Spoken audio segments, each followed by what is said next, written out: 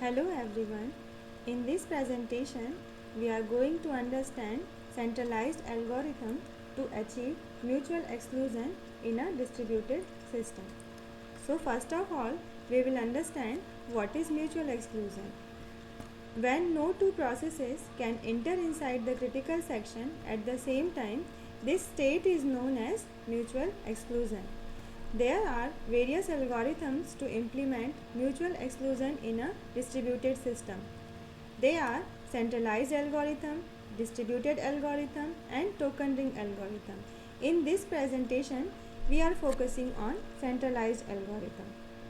Centralized algorithm is simple and straightforward algorithm to achieve mutual exclusion in a distributed system. In this algorithm, one process is elected as the coordinator. When any process wants to enter inside the critical section, it sends a request message to the coordinator stating which critical section it wants to access. If no other process is currently in that critical section, the coordinator sends back a reply granting permission. When the reply arrives, the requesting process enters the critical section. If another process requests access to the same critical section, it is ignored or blocked until the first process exits the critical section and sends a message to the coordinator stating that it has exited. So we will understand the centralized algorithm with the help of this diagram. In this, we can see that there are four processes 0, 1, 2 and 3. Process number 3 acts as the coordinator. Now, if process 1 wants to enter inside the critical section, it will ask the coordinator for permission for entering inside the critical section.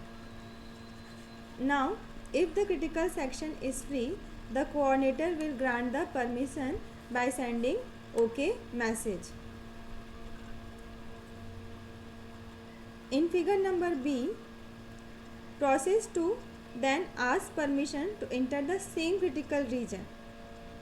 But process 1 is already inside the critical section. That's why coordinator does not reply. It will send that process in the queue. Now, when process 1 completes its execution inside the critical region, it tells the coordinator that I have completed my task.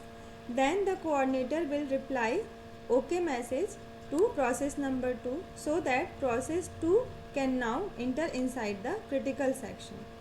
So this is the working of centralized algorithm. Now let us discuss what are the advantages of centralized algorithm. So first one is there is no starvation in this algorithm. It means no process ever waits forever. Second one, this scheme is very easy to implement.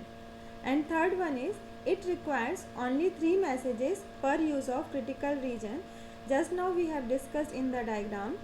In this algorithm we are using only 3 messages: request, grant and release. Now let us discuss the disadvantages of centralized algorithm.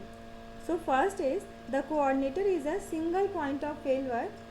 It means if coordinator crashes, the entire system may go down.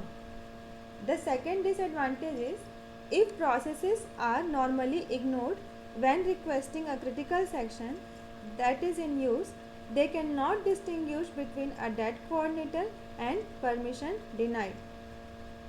And third disadvantage is if it is a very large system and at that moment a single coordinator can be a performance bottleneck.